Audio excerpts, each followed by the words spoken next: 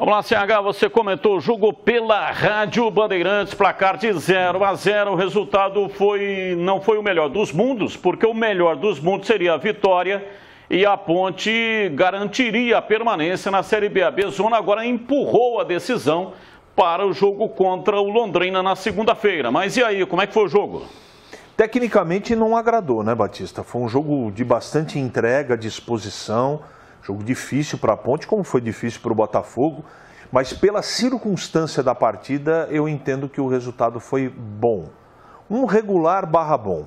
Seria melhor vencer, você mesmo disse, para os dois, né? Botafogo veio para tentar vencer, não conseguiu. A Ponte tentou no primeiro tempo, principalmente. No segundo tempo o time foi mais precavido. Tentou vencer o jogo, não conseguiu. Diante das dificuldades que a Ponte vem enfrentando durante todo o campeonato, né, Batista? Falta de peças de reposição, alguns dos seus principais jogadores não estiveram de novo bem, eu estou falando dos jogadores de ataque e de meio campo. Eu acho que acabou ficando de bom tamanho. A Ponte não precisa comemorar, mas aumentou a distância para o Z4, né? Para 5 pontos, e era o que a Ponte precisava fazer. Ela tem que fazer isso, continuar fazendo, se distanciando da zona da confusão. Eu acho que valeu. A Ponte jogou contra o líder do campeonato, que está muito confiante, não tem grandes jogadores, mas tem um momento de muita organização. Eu acho que o Botafogo vai subir e com certeza vai continuar brigando por títulos. Mas valeu pelo empate. Destaque para 3 jogadores. Os 2 zagueiros da Ponte, principalmente o Ednei, que nós todos tínhamos medo como seria, ele deu conta do recado com muita experiência. Fábio, de novo, muito bem.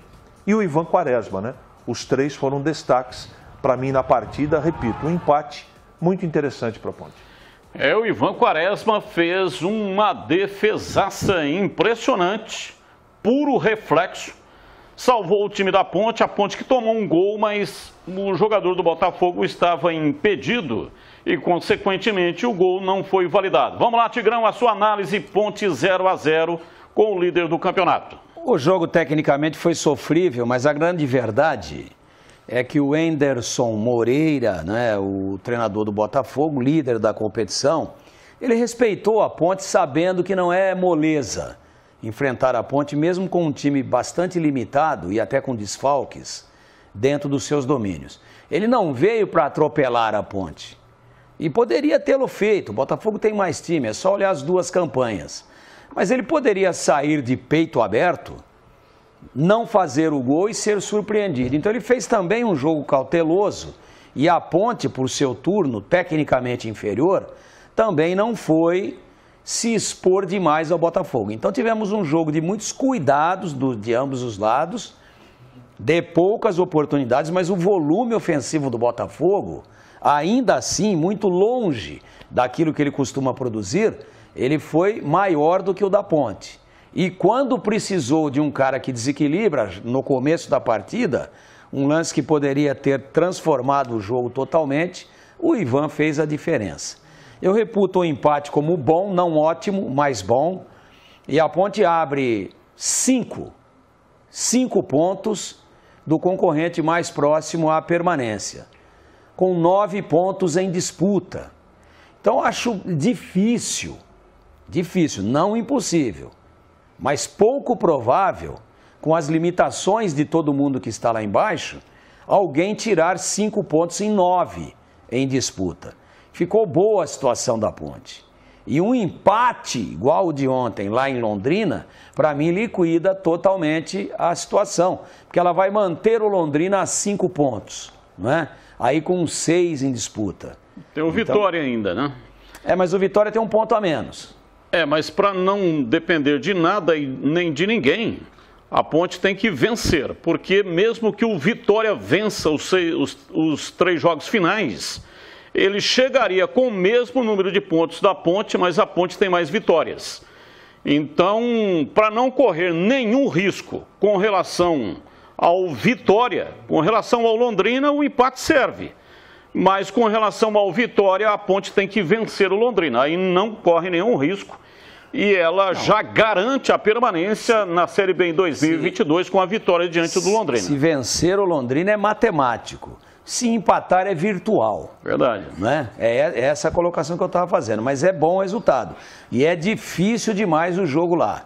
Eu reputo como mais difícil do que o jogo contra o Botafogo, que é um time que respeitou, veio, sabia das dificuldades que ele ia encontrar, que já está virtualmente na primeira divisão no ano que vem, dependendo aí de pequenos detalhes de números matemáticos, apenas isso.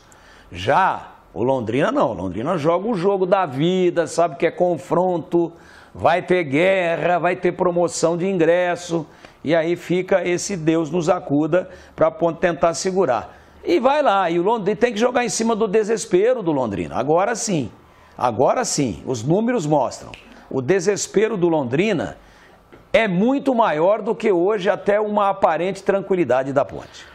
Júlio Nascimento, a sua opinião sobre o jogo, placar de 0-0 e também falando aí sobre o desfalque, né? Contra o Londrina, Rodrigão estará fora, tomou o terceiro cartão.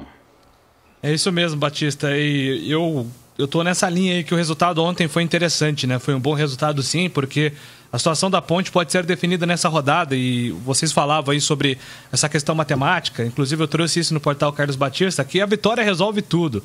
Deixa a Ponte Preta matematicamente garantida, mas vale ressaltar que o Vitória joga antes, joga no domingo contra o Cruzeiro, e se o Vitória no máximo empatar com o Cruzeiro, ele vai a 38 pontos, a diferença para a Ponte seria aí de 5 pontos, e se a Ponte empatasse depois contra o Londrina, também matematicamente ela conseguiria segurar aí essas duas equipes. Então, se de repente o Vitória tropeça contra o Cruzeiro, o empate, como disse o Tigrão, vira um bom resultado, mas por via das dúvidas é bom buscar a vitória. E para buscar essa vitória, a Ponte não vai ter o Rodrigão, como você citou.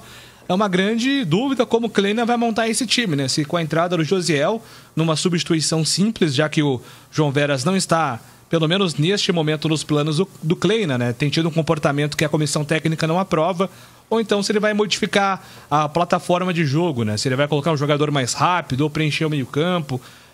Fica aí a grande expectativa para saber como o Kleina vai montar esse time para enfrentar o Londrina na partida decisiva da Ponte, Batistão. Sabe qual seria o melhor dos mundos ou não?